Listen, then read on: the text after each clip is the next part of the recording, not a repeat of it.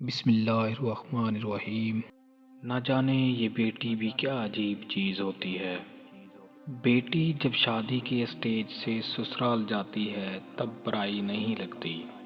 جب وہ میکے آ کر ہاتھ دھونے کے بعد سامنے ٹنگے ٹاول کے بجائے اپنے چھوٹے سے رومال سے منہ پونچھتی ہے تب وہ پرائی لگتی ہے۔ جب وہ باورچی خانے کے دروازے پر نامعلوم سی کھڑی ہو جاتی ہے تب وہ پرائی لگتی ہے۔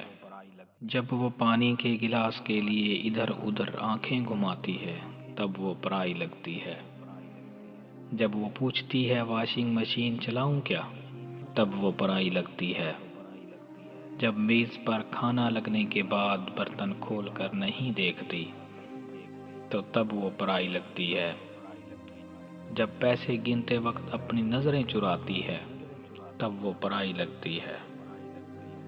جب بات بات پر غیر ضروری کہے لگا کر خوش ہونے کا ڈرامہ کرتی ہے تب وہ پرائی لگتی ہے۔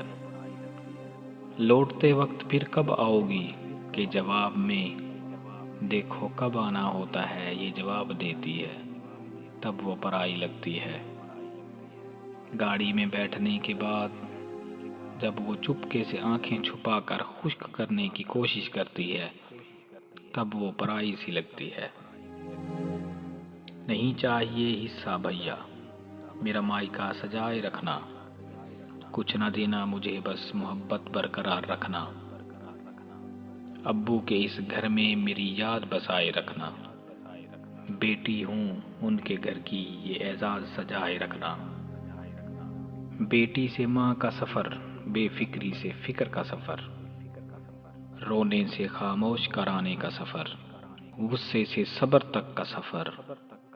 پہلے جو آنچل میں چھپ جایا کرتی تھی آج کسی کو آنچل میں چھپا لیتی ہے۔ پہلے جو ہاتھ پر گرم لگنے سے گھر کو سر پر اٹھا لیتی تھی آج ہاتھ جل جانے پر بھی کھانا بنایا کرتی ہے۔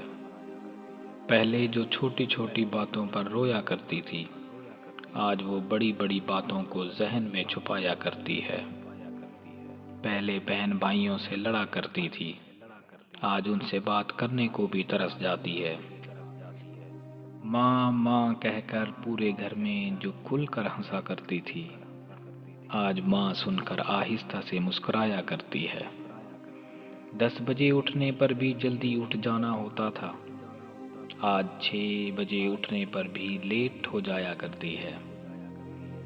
اپنے شوق پورے کرتے کرتے سال گزر جاتا ہے آج خود کے لیے ایک کپڑا لینے کو ترس جایا کرتی ہے۔ سارا دن فارغ ہو کر بھی مصروف بتایا کرتی تھی اب پورا دن کام کر کے بھی کام چور کہلایا کرتی ہے۔ ایک امتحان کے لیے پورا سال پڑھا کرتی تھی اب ہر روز بغیر تیاری کے امتحان دیا کرتی ہے۔ نہ جانے کب کس کی بیٹی کسی کی ماں بن گئی۔ بیٹیوں کی امید پہ فقط ایک باپ ہی پورا اترتا ہے، یہ کسی اور کے بس کی بات نہیں۔ بابا بیٹی کو چھوڑ کر گئے تو زمانے نے بتایا کہ جن بیٹیوں کے باپ نہیں ہوتے ان کا کوئی بھی ہمدرد نہیں ہوتا۔ بیٹے نعمت ہوتے ہیں تو بیٹیاں رحمت ہوتی ہیں، اور رحمتوں کو کبھی دکھ نہ آئے چاہے وہ اپنی ہوں یا پرائی۔